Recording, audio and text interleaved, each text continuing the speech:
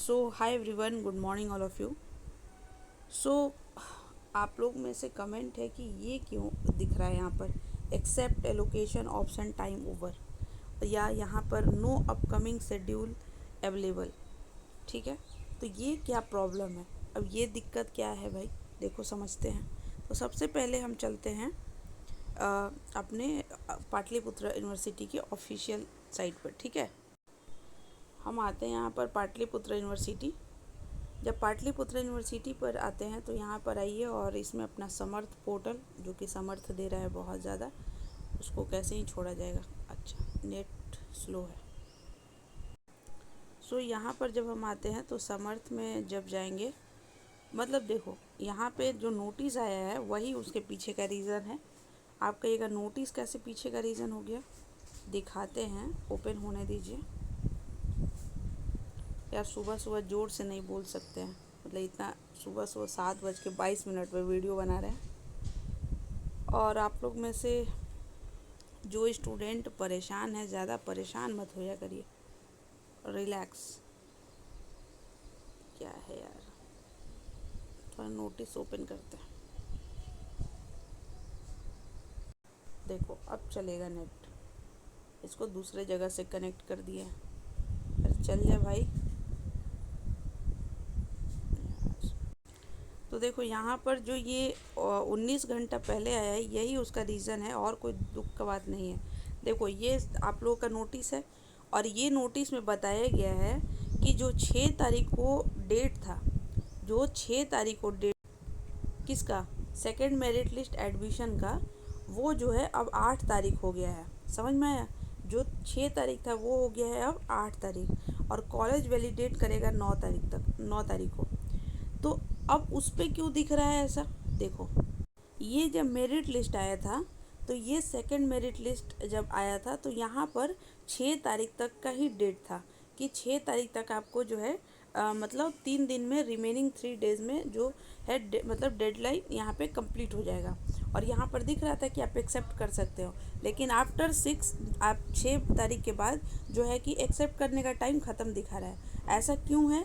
ऐसा इसलिए है क्योंकि यूनिवर्सिटी की तरफ से जब ये सेट किया गया होगा समर्थ पोर्टल पर, तब तो उस दिन जो है 6 तारीख को ही लास्ट डेट था एडमिशन का आपको।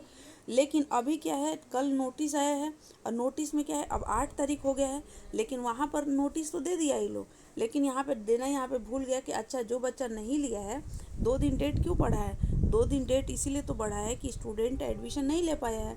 तो अभी एडमिशन कैसे लेगा? एडमिशन तब ना लेगा जब यहाँ पर एक्सेप्ट करेगा। जब एक्सेप्ट करेगा तब ना जाके कॉलेज में एडमिशन लेगा। लेकिन यहाँ पर ये लोग एक्सेप्ट वाला ऑप्शन जो है एक्सटेंड करना भी भूल गया है।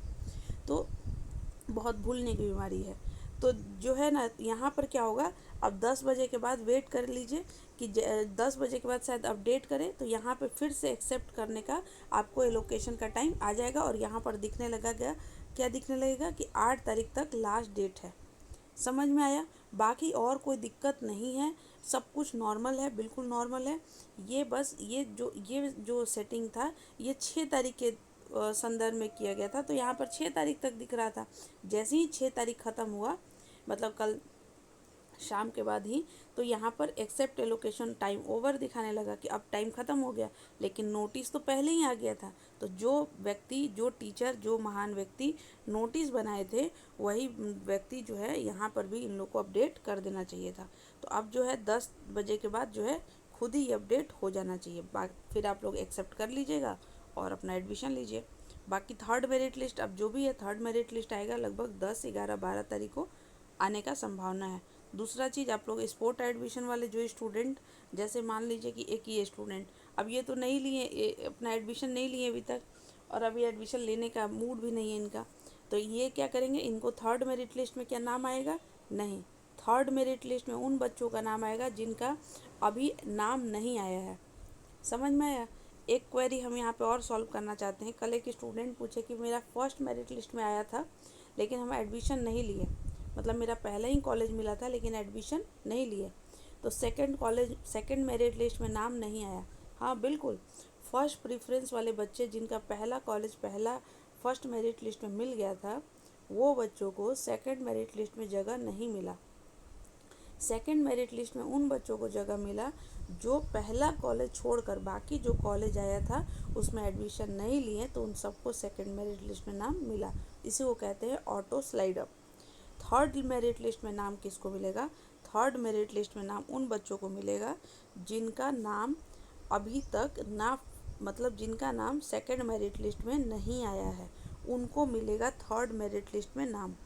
सेकंड मेरिट लिस्ट में जिसका जिसका नाम आया है उसको कॉलेज बोला हुआ है कि आपको जो कॉलेज मिल जाए उसी कॉलेज में एडमिशन ले लो, स्लाइड अप का कोई ऑप्शन नहीं है। समझ में आया? लेकिन कुछ बच्चे जो नहीं लिया एडमिशन या नहीं लेना चाहते हैं, उन बच्चों का क्या होगा? थर्ड मेरिट लिस्ट के बाद इस करेक्शन विंडो के साथ स्पोर्ट एडमिशन होगा। लेकिन याद रखिएगा, हम फिर से कह रहे हैं, क्या ऑफिशियल स्पोर्ट एडमिशन का है अभी?